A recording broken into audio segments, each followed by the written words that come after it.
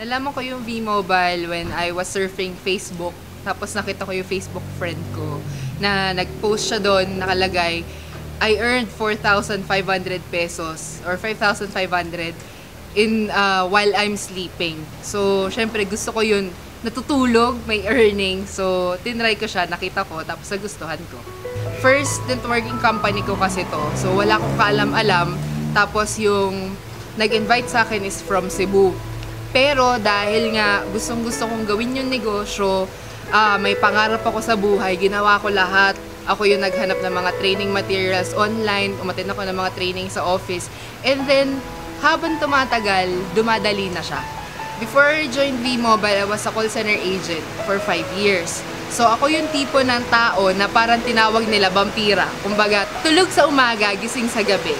So, kami rin yung tipo ng tao na kahit Pasko, New Year, Holy Week, may pasok. So, nakakasawa din siya kasi kahit wala ko yung sweldo mo, sweldo bayad utang ka pa rin. Kaya talaga nung nakita ko yung V-Mobile, ito na yung nakikita ko, time freedom tsaka financial freedom. Si V-Mobile, ginawa ko siya, una, syempre, kailangan pag-aralan mo talaga yung negosyo.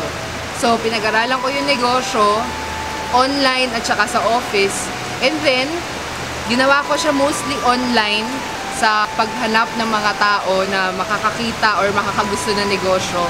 After that, tinuro ko lang dun sa mga grupo ko kung paano ko siya ginawa. And ngayon, more than 5,000 members na yung under my team. Para sa mga taong nang-reject sa akin, salamat.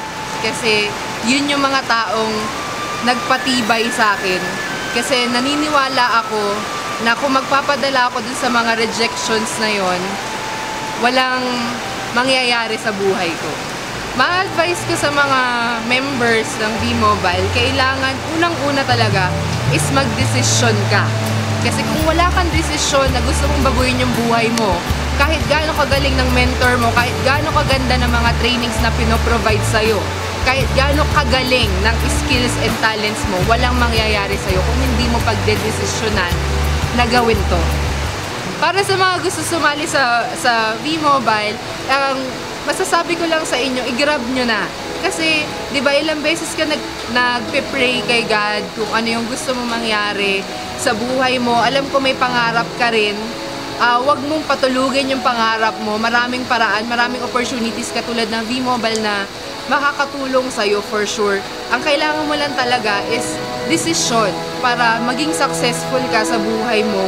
Huwag kang makinig dun sa mga taong sinasabing hindi totoo yan, or scam yan, or pyramiding yan. Kasi kung yung tipong sila ba yung mga tao na negative sa'yo, na sinasabi nila na hindi totoo yan, okay lang maniwala ka. Kung if and only if, pag may nagkasakit sa pamilya mo, sila yung magpapa-ospital sa family mo.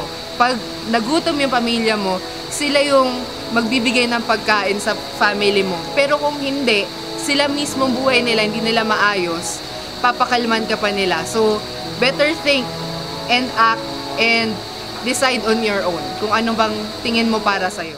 The winner of the My Turf My Ride promo and will win the grand prize of Mitsubishi Montero Sport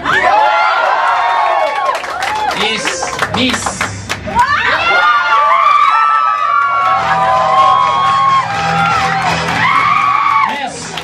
Maria Abigail.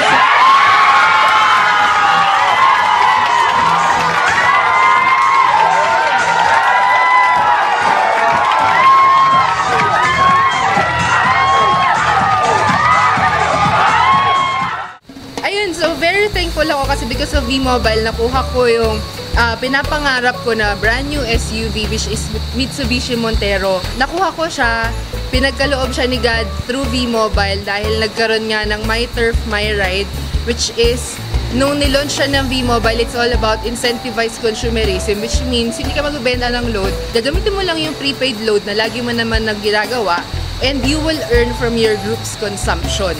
So, ginawa ko siya dahil alam ko makakatulong siya sa akin at sa company.